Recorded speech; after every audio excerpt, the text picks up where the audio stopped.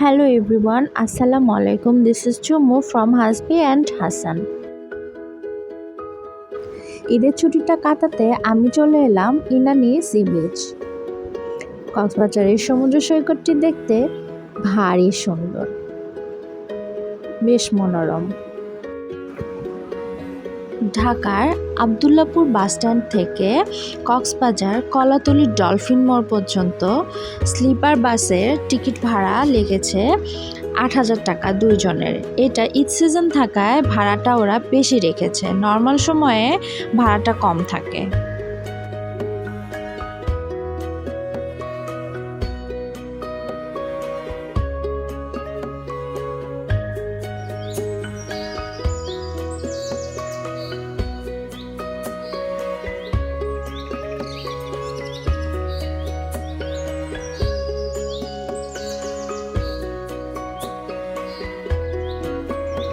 ইনানি যাওয়ার সময় অটো থেকেই সি বিচটা দেখা যায়। আপনারা চাইলে জায়গায় জায়গায় নেমে ছবি তুলতে পারবেন এবং দেখতে পারবেন।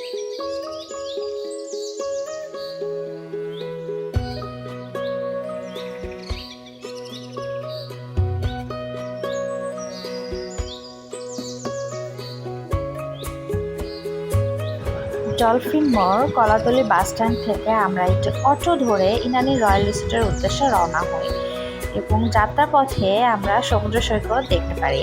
সমুদ্রের বড় বড় ঢেউ আছড়ে পড়ছে। এদিন বেশ বৃষ্টি ছিল, ঈদের পরের দিন।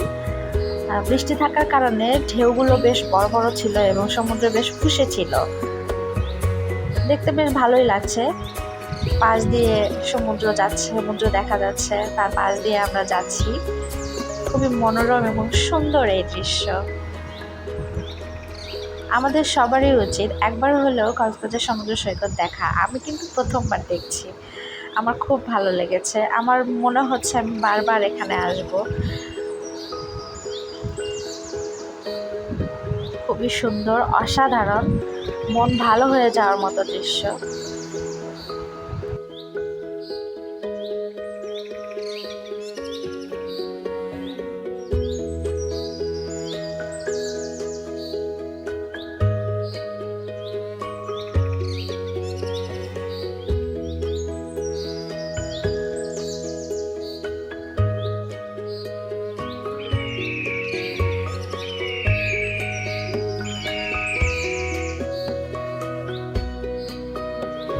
কলাতলী বাসস্ট্যান্ড থেকে ইনানি রয়্যাল রিসোর্ট আসতে ৪৫ থেকে ১ ঘন্টার মতো সময় লাগে এবং অটো ভাড়া সাধারণত ৪০০ টাকা ৩০০ টাকা হয়। ঈদ সিজন থাকায় ওরা ৬০০ এবং ৫০০ এরকম রাখছে।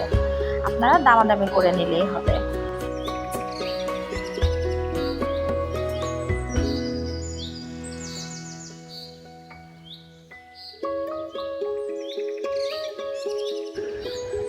বাসস্ট্যান্ড থেকে ইনানি যেতে যাত্রাপথে আরও দুটি বিচ পড়ে। একটি লাল কাঁকড়ার বিচ, অপরটি সাম্পান বিচ।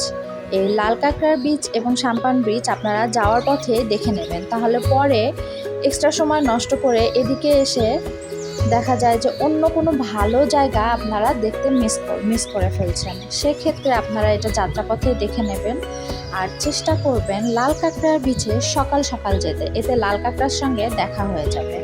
সাম্পান বিচটাও দেখতে খুব সুন্দর, এখানে এসে আপনারা অনেক সুন্দর ছবি তুলতে পারবেন। ঝাউবন এর যে পার্ক বেশ সুন্দর।